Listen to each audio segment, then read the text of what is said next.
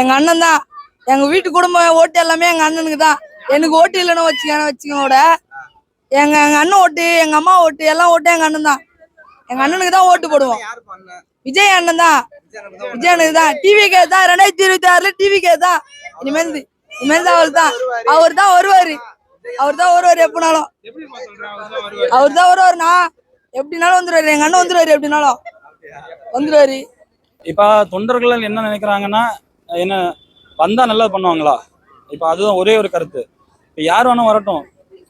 ஒவ்வொரு இடத்துலயும் வந்து ஒவ்வொரு மாவட்டத்திலயும் ஒவ்வொரு மாவட்டத்திலயும் வந்து ஒவ்வொரு தொகுதியிலையும் நிக்கிறவங்க நல்லா நின்று பண்ணணும். ஓகேவா? மேல இருக்கவங்க யாரும் என்ன பண்ணலாம், கீழே இருந்து ஒரு தொகுதியில நின்று அவங்க செய்யணும் மட்டும்தான் வந்து எல்லாமே நல்ல கட்சி வரும். இல்லைன்னா வந்து யாருக்குமே வந்து எந்த கட்சியும் வளராது, ஒண்ணுமே வளராது. ஓகேவா?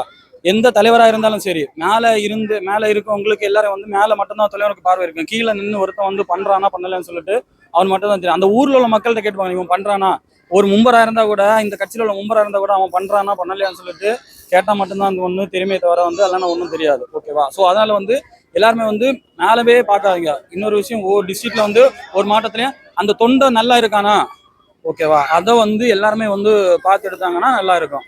ஓகேவா? ஒரு விஷயத்தை சொல்றாரு, அது வேற மாதிரி தப்பான விஷயம் மாத்துறாங்க இல்லையா? அது இப்ப வந்து ஊடகம் எல்லாம் நிறைய மாறிடுச்சுங்க. இப்ப நான் கூட தான் ஏதோ ஒரு வார்த்தை தப்பா சொல்லிட்டேன்னு வச்சிருங்க. அதே வந்து 100 பேர் இன்னொரு கிரிஞ்சி டைமா 100 பேர் ரூல்ஸ் போட்டு அப்படி இப்படி மாத்தி சொல்லுவாங்க. இது நடக்கிறது தான். அதெல்லாம் வந்து நம்ம பாக்குற போறது ஒண்ணும் இல்லை.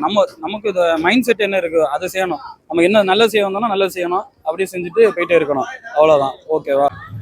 டிவிகே தான். 2026 அவர் தான் முதலமைச்சரா வருவாரு.